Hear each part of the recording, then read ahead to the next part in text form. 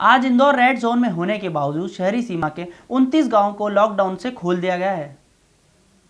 शहर के 29 गांवों में लॉकडाउन खोलने के लिए मोगे ने दी प्रशासन को बधाई। आज इंदौर रेड जोन में होने के बावजूद शहरी सीमा के 29 गांवों में लॉकडाउन खोला गया। उस पर पूर्व सांसद कृष्ण मुरारी मोगे ने स्थानीय प्रशासन और चिकित्सा क्षेत्र के लोगों को भी उत्कृष्ट कार्य करने के लिए बधाई की प्रेषित की है।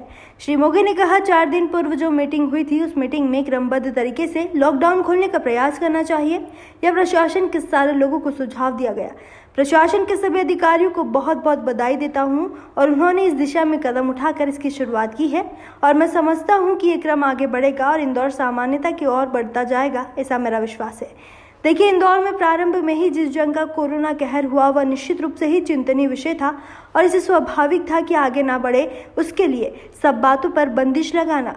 लेकिन प्रशासन ने सूझबूझ के साथ कदम उठाए। शुरुआत में किराना, फिर सब्जी की डिलीवरी शुरू की। फलों की डिलीवरी पर उन्होंने कहा कि वास्तव में बुजुर्गों के लिए और मरीजों के लिए अच्छी बात है, निश्चित रूप से ही अच्छे कदम हैं और मैं समझता इसी ढंग से हम आगे बढ़ेंगे तो एक दिन ऐसा आएगा कि इंदौर जीतेगा, हम जीतेंगे।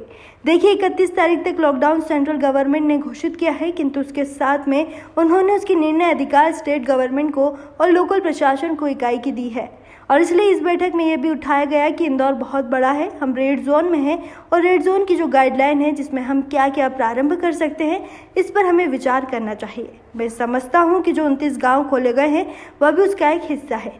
सेंट्रल की गाइडलाइन की बात की थी, प्रशासन की हिम्मत से काम लेना चाहिए क्योंकि कोई भी नई चीज़ प्रारंभ करने से पहले शुरुआत में लगता है कि क्या होगा, किंतु हमें निरंतर प्रयास करने से सफलता जरूर मिलेगी।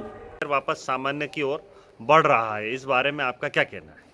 नहीं, देखिए, अब तो वो शहर ही है क्योंकि वो नगर निगम के पार्ट एंड पार्सल हैं और नगर निगम सीमा में आते हैं। और मैं समझता हूँ कि अभी 4 दिन पूर्व जो एक मीटिंग हुई थी उस मीटिंग में क्रमबद्ध तरीके से लॉकडाउन को खोलने का प्रयास करना चाहिए। ये प्रशासन को सारे ही लोगों के सुझाव थे, प्रशासन ने उसके ऊपर कार्य किया है।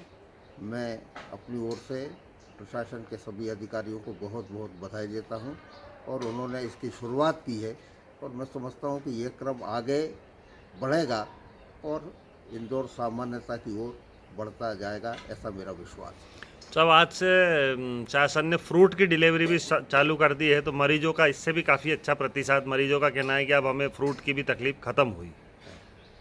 देखिए, इंदौर में प्रारंभ में ही जिस ढंग का कोरोना का अटैक हुआ वो निश्चित रूप से एक चिंतनीय विषय था और इसलिए स्वाभाविक था कि ये आगे न फैले, उसके लिए सब बातों के ऊपर बंदिश लगाना।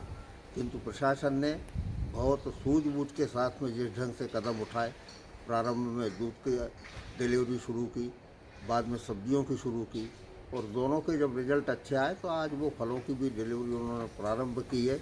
वास्तव में बुजुर्ग लोगों के लिए, मरीजों के लिए और कई लोग तो आज फल खाने के हैबिचुअल हो गए, उनको भी बहुत तकलीफ होती है, उनकी को इससे सुविधा मिलेगी। निश्चित रूप से ये अच्छा कदम है और मैं समझता हूँ कि इसी ढंग से हम आगे बढ़ेंगे तो एक दिन जैसा कहा गया है कि हम जीतेंगे, इंदौर जीतेगा, कोरोना हारेगा, वो निश्चित रूप से इंदौर को अचीवमेंट प्राप्त होगा। तो साहब, आगे शहर खोलने के बारे में क्या कहना है साहब? अभी तो 31 तक का लॉकडाउन है साहब रेड जोन में।